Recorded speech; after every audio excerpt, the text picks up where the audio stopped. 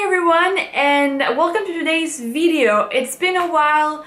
I haven't made a video in quite a few months and I've missed it, so I decided that this month of August I will try and do a video every single day.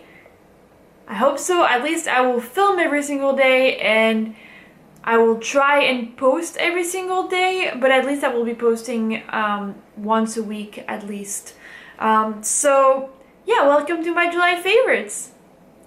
The first few favorites are art supplies, and the first three are these like water brushes, I think they're called. They're from the brand Pentel. There's many brands that do these. I've seen them all over, but I tried them for the first time this past month and I thought they were really cool.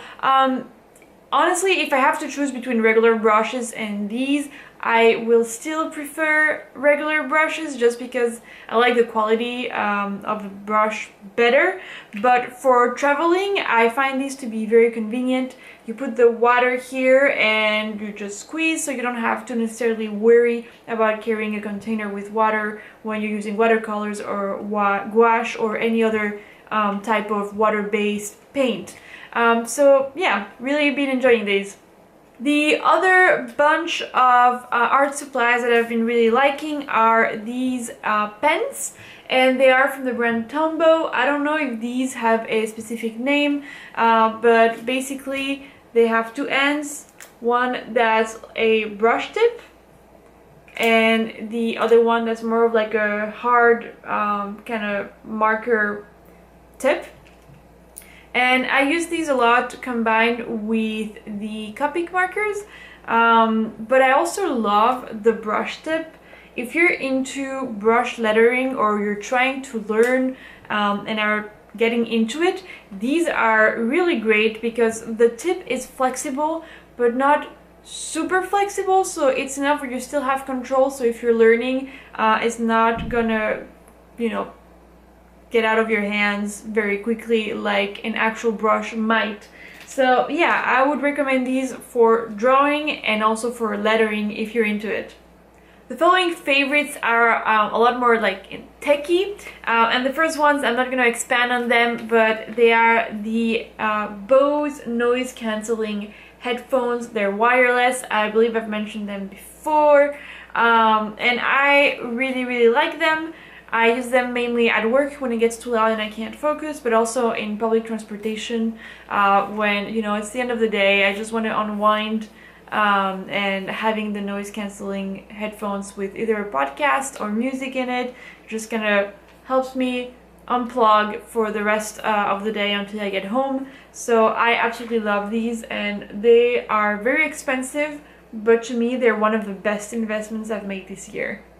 This next favorite is a little bit gimmicky, I'm not gonna lie, and it is this ring light that is for the phone. It has like a clamp, and you can put it like this. So it's a selfie ring light, I guess. I honestly don't use it for selfies. I use it when I want to take flat lays, and I like having like that overhead kind of more dimmed light that a ring light provides. And I don't need necessarily like a huge ring light. So it is actually very bright, as you can probably tell. You can press the button and it changes the intensity of the light, which is also very cool. And it is rechargeable with a USB cord, so you don't have to worry about batteries. I believe it was under 20 bucks in Amazon. I will link it below, but yeah, I thought it is gimmicky, but I've definitely used it a lot and I think it works great. My next and last two favorites are apps.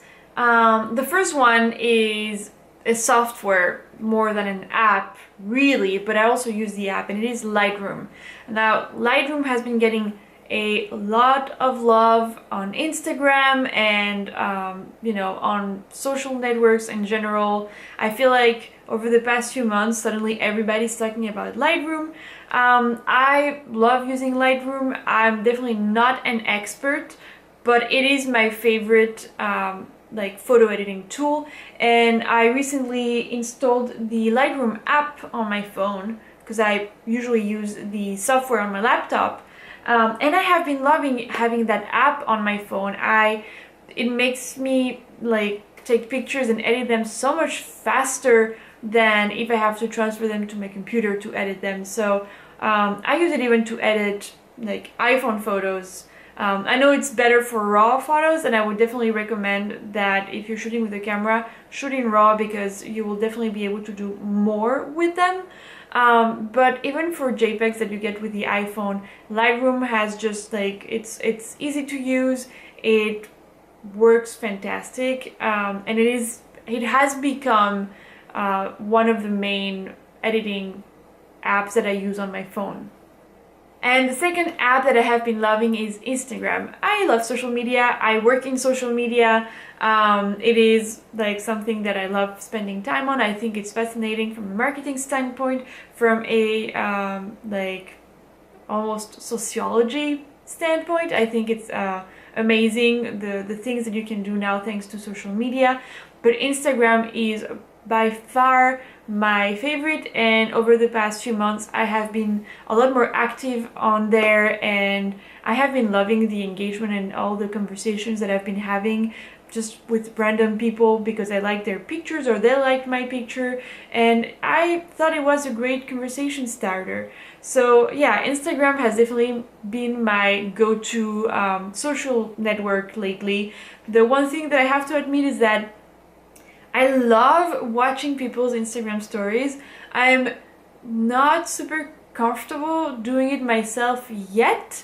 I really don't know why. It's just, I think that whole thing of being in the street and talking to the camera, but which, as you've probably noticed, I don't do very often on this channel either. But it is something that I want to get better at, and it's definitely something that I want to, you know, get out of my comfort zone and try and do it more. So hopefully I'll be getting into Instagram stories a little bit more in the coming weeks. So that was it for my July favorites. I hope you enjoyed it, and hopefully I will see you tomorrow with a new video. Bye!